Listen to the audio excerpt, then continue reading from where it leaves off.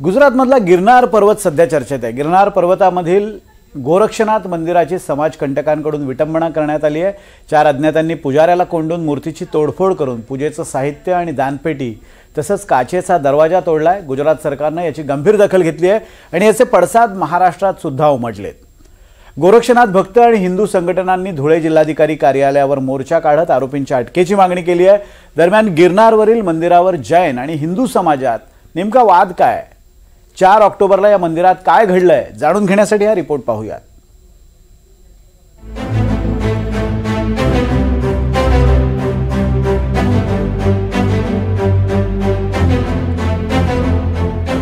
गुजरातच्या जुनागड जिल्ह्यातील गिरनार पर्वतावर असलेल्या गोरक्षनाथ मंदिरात समाजकंटकांनी तोडफोड करत मूर्तीची विटंबना केली आहे। मंदिरातील काचेचा दरवाजा आणि इतर वस्तूंचीही मोडतोड करण्यात आली आहे। गिरनार पर्वतावर असलेल्या गोरक्षनाथ मंदिरात 4 ऑक्टोबर 2025च्या मध्यरात्री ही घटना घडली आहे। 4 अज्ञात संशयितांनी मंदिरात प्रवेश करून पूजा सामग्री, दानपेटी आणि काच तोडली आहे। मंदिराचे महंत झोपेत असताना त्यांना त्यांच्या खोलीत बंद करून ही तोडफोड करण्यात आली। घटनेची माहिती मिळताच जुनागड पोलिसांनी भवानाथ पोलीस ठाण्यात अज्ञात व्यक्तीविरोधात FIR नोंदवला आहे।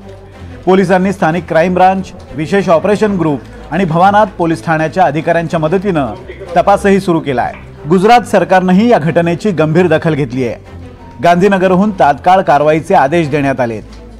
उत्तर प्रदेशचे मुख्यमंत्री योगी आदित्यनाथ यांनी सुद्धा या घटनेबद्दल चिंता व्यक्त करत तपासाची माहिती मागवली आहे। तर गिरनारमधील या घटनेचे पडसाद महाराष्ट्रात सुद्धा उमटलेत।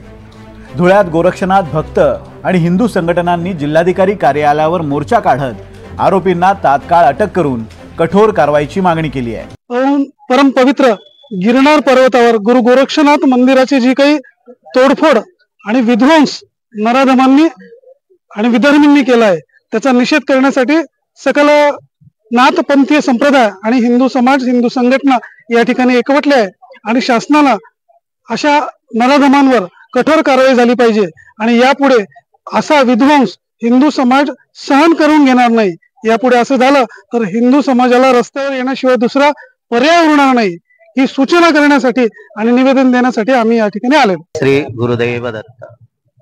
आज येथे नाथ भक्त एकत्रित येण्याचे कारण गिरनार येथे जे गुरु गोरखनाथजी महाराज यांच्या मूर्तीची जी विटंबना झाली आहे ही विटंबना किती दिवस असे अधर्मी करत राहणार आहे आणि किती दिवस हिंदू समाज हा झोपून राहणार आहे।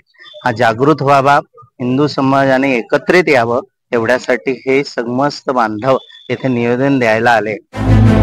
गिरनार पर्वत हिंदू आणि जैन या दोन्ही धर्मासाठी अतिशय पवित्र ठिकाण मानलं जातं। यातील नेमिनाथ शिखर आणि दत्तात्रय शिखर म्हणून ओळखलं जाणारं 5वं शिखर हे विवादास्पद आहे। इथं असलेले पायाचे ठसे अर्थात चरण पादुकांवर आणि इतर अवशेषांवर दोन्ही धर्मातील लोक दावा सांगतात। हा वाद जुनाच असला तरी 2004 पासून तो अधिक तीव्र झालाय।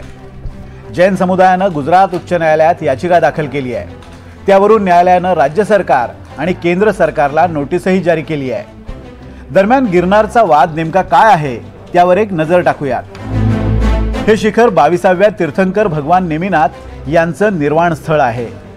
इथल्या पायांचे ठसे हे नेमिनाथांचे आहेत, त्यामुळे जैनांना पूजेचा प्राथमिक हक्क असावा असं इथल्या जैनांचं म्हणणं आहे। तर 2004 मध्ये हिंदू पंड्यांनी दत्ताचं मंदिर उभारलं आणि ठसे झाकले, त्यामुळे जैनांना प्रवेश मिळत नाही। इथं प्राचीन जैन मंदिराचा वारसा असल्याचे पुरावे अर्थात चालुक्य काळातील मंदिरं आहेत। तर हे शिखर दत्तात्रयाची तपोभूमी आहे। पायांचे ठसे हे दत्तात्रयांचे आहेत। इथं हिंदू मंदिर आहे आणि आधीपासूनच पूजा विधी चालत आलाय अशी हिंदूंची धारणा आहे। गुजरात प्राचीन स्मारक कायद्याअंतर्गत हे संरक्षित स्थळ आहे। जैन संघटना न्यायालयात गेली आहे पण अद्यापही निकाल नाही आहे। पूर्वी मुस्लिम आणि मुघल राजांनी जैन मालकी मान्य केली होती। आता गुजरात पोलीस काय कारवाई करणार आणि गिरनारवरून सुरू असलेला 2 समाजातील वाद थांबणार का हे पाहणं महत्त्वाचं असेल। नागिंद मोरेसह ब्युरो रिपोर्ट NDTV मराठी।